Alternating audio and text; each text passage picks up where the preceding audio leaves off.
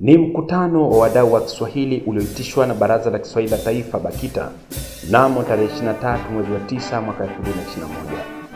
Lengo la mkutano huo ni kukusanya maoni ya kuchangia mpango mkakati wa kuboresha Kiswahili ulioandaliwa na baraza hilo.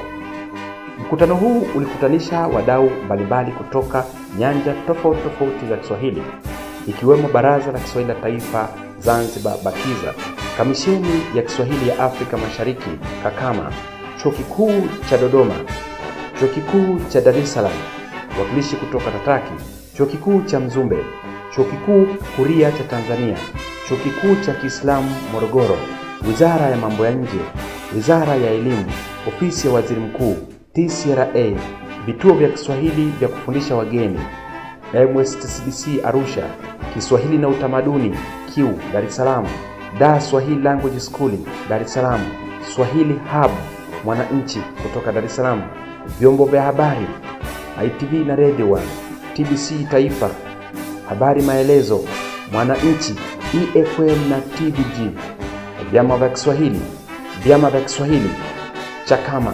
Hao wote ni wadau walioshiriki katika mkutano huu, ambapo walijaribu na kuchambua na kuchanganua na kutoa maoni kuhusiana na mpango mkakati huo. Na hapa anaanza kufungua Bi Consolata Mushi, kaimu katibu mtendaji wa Baraza la Kiswahili la Taifa. Wote wa Kiswahili walioko nje.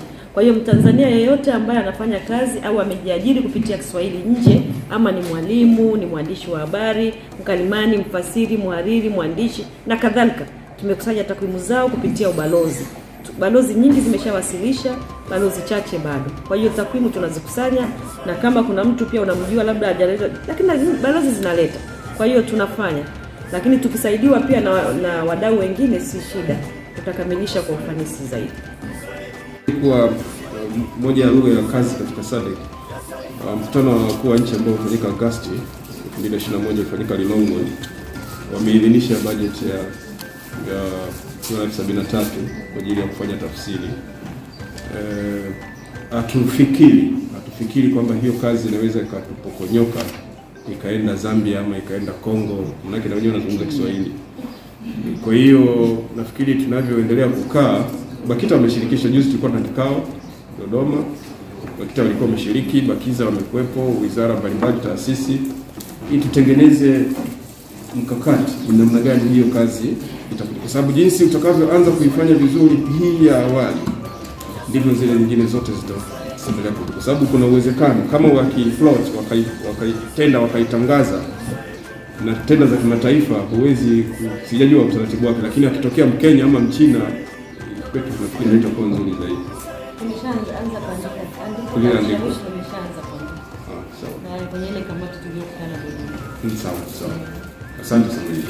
Inaonyesha kuwa mkakati utakuwa unatekelezwa kwa kuhusisha maeneo tofauti, lakini pia sura ya 7 inaonyesha mgawanyo wa majukumu na wajibu wa wadau. Nina swali na mchango.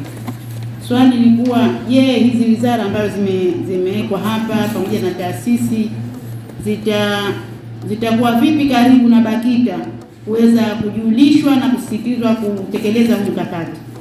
Lakini la pili ni kuwa, maoni yangu ni kuwa hii mikakati ambayo tumeweka humu ya uendelezaji wa Kiswahili, ni vyema tukarudi kwenye sera kama haijatoka sera ya Kiswahili, ama kama kuna sera ya lugha, baadhi ya mikakati kaingizwe kule, kwa sababu sera ndio inaongoza utekelezaji wa majukumu ya serikali nzima, kuliko kusema tunaweka kwenye mkakati hapa na hatuwezi kuwafikia wizara zote kuweza kutekeleza haya majukumu ambayo tumeweka humu, kwa sababu ni mambo muhimu sana ya kuendeleza lugha yetu ya Kiswahili.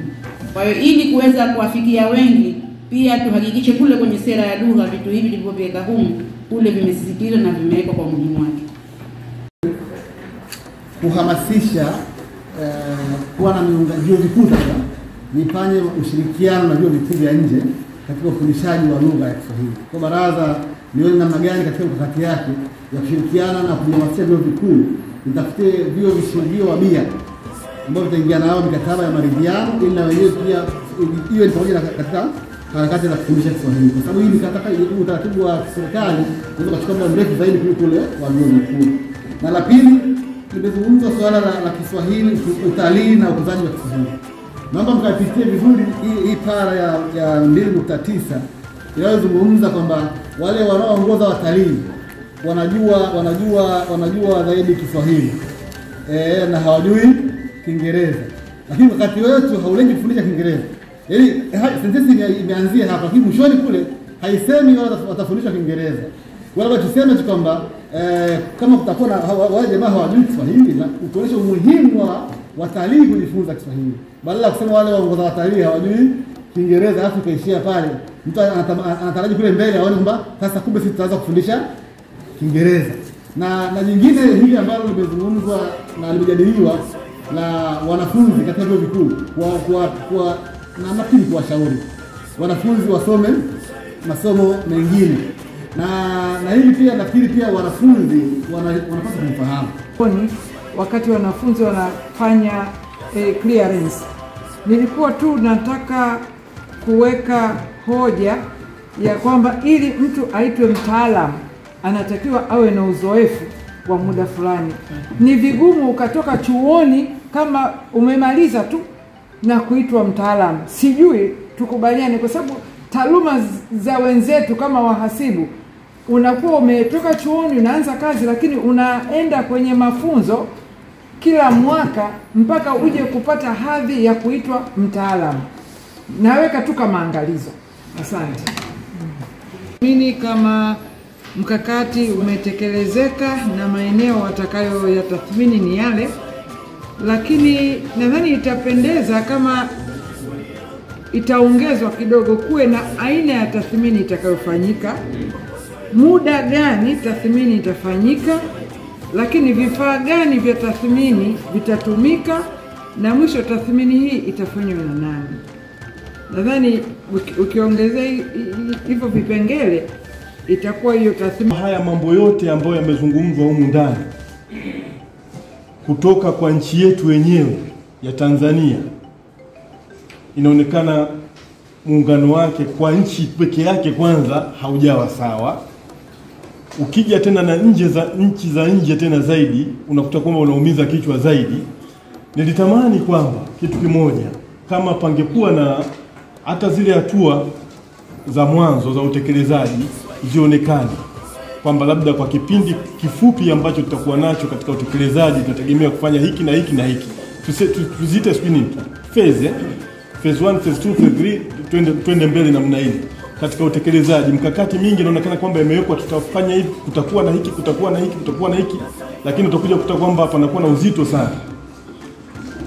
Kwa kumbukumbu zaidi za ufundishaji, toka mimi bahati mbaya niseme kwamba nisomea nje ya Tanzania Kiswahili hiki, na kule nje ya Tanzania tulikuwa na wataalamu wa kutoka Tanzania kama wakina Profesa Sengo, wakina marehemu Profesa Muhammad, wakina Profesa marehemu Ngozi na wengineo ambao walitufundisha tukiwa nje.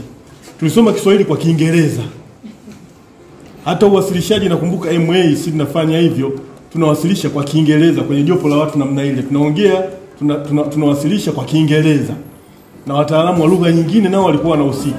Tayari limefanyika na hata muhtasari wa Kichina upo tayari, na wanafunzi kwa mwaka huu wameshachaguliwa kwa combination ya KFC, Kiswahili, Kifaransa na Kichina. Kwa hiyo ni kitu ambacho kinazingatiwa.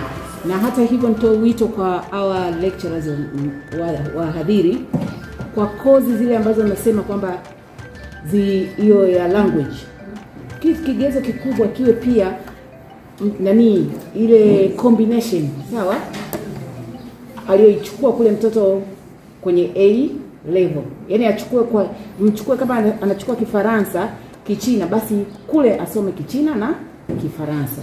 Yaani asichukue kozi tofauti na alichokisoma wakati yuko A level.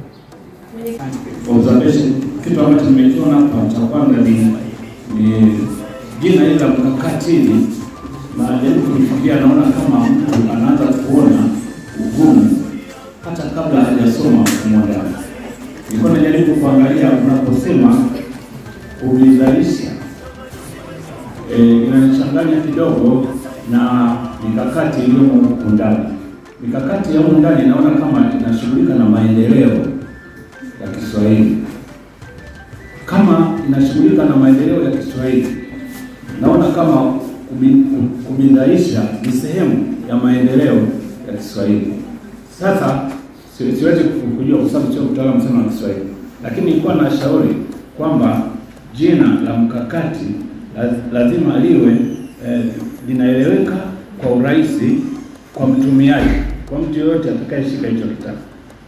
Kama tunaona tuna mambo ya msingi ya kuweka, basi yatafsiriwe kwenye maandiko ya ndani.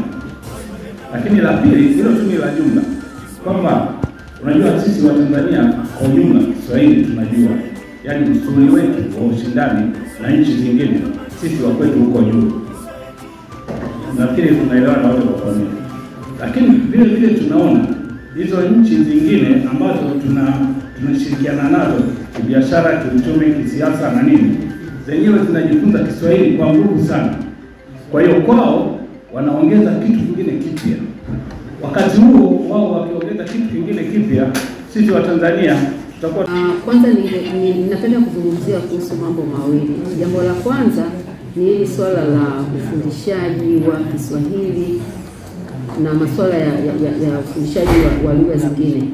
Mimi nadhani swala hili linahitaji, wengi wetu tulioko hapa tunatoka vyuoni, na linahitaji zaidi sisi kama walimu wa vyuo kujua ni namna gani sasa tunaweza kuboresha hii programu ya BA Kiswahili. Na nadhani swala hili BAKITA sidhani kama linamhusu sana BAKITA, linatuhusu sisi tunaotoka vyuoni pamoja na vyuo kuhakikisha kwamba zile programu zetu zinaweza kukidhi mahitaji ya BAKITA. Hii ina maana gani?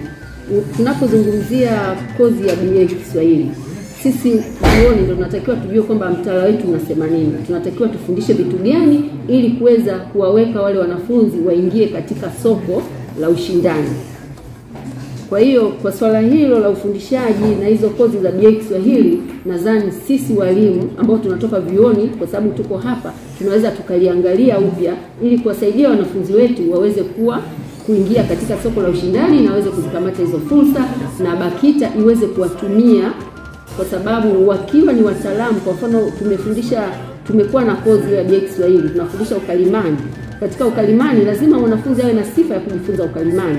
Ukalimani ni kwamba atajifunza lugha zaidi ya moja. Sasa kama atajifunza Kiswahili na Kiingereza, lazima optional courses zile mojawapo ni somo mojawapo lingine tofauti na Kiswahili au Kifaransa au Kiingereza na kadhalika. Lakini jambo langu lingine kuhusu kanzidata. Kuhusu kanzidata, usajili wa kanzidata umekuwa na changamoto, watu wengi hawajisajili. Mimi ninawaza labda pengine BAKITA mkiwaza kitu kimoja, muwasiliane na vyuo vikuu kwa wanafunzi wanaosoma Kiswahili vyovyote vile, BA Kiswahili, BA with education, lakini mwanafunzi yote ambaye anamaliza na somo la Kiswahili, wakati wa clearance, moja ya condition ya mwanafunzi kufanya clearance inabidi awe ameshajisajili kwenye kanzidata.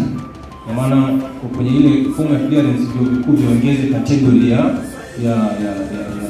mtu ambaye ameshajiunga na nini na kanzidata. Hii itawabana wanafunzi wote wahitimu, wanapohitimu tu ni wanakuwa wameshajisajili. Tukiwabana katika namna hiyo, tutawachukua wanafunzi wengi au watu wengi wa Kiswahili kuingia kwenye kanzidata. Asante.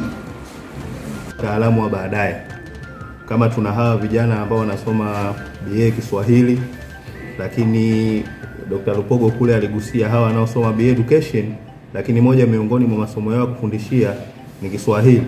Maana yake tuanze kuandaa huku chini kuja kuwatumia baadaye kama bidhaa. Kwa hiyo nilikuwa najenga hoja hapa kwamba tuwe na sehemu ambayo itaeleza hawa vijana ambao wana mchipuo wa Kiswahili, basi wawe na lugha fulani huku wanakoanzia. Kwa mfano pale Zanzibar kuna skuli ya Kiponda, ile ilikuwa inaweka ni wataalamu wa lugha fulani za kigeni, lakini moja miongoni mwa masomo yao ni Kiswahili, na wanahitimu hivyo hadi uzamili. Ni hilo.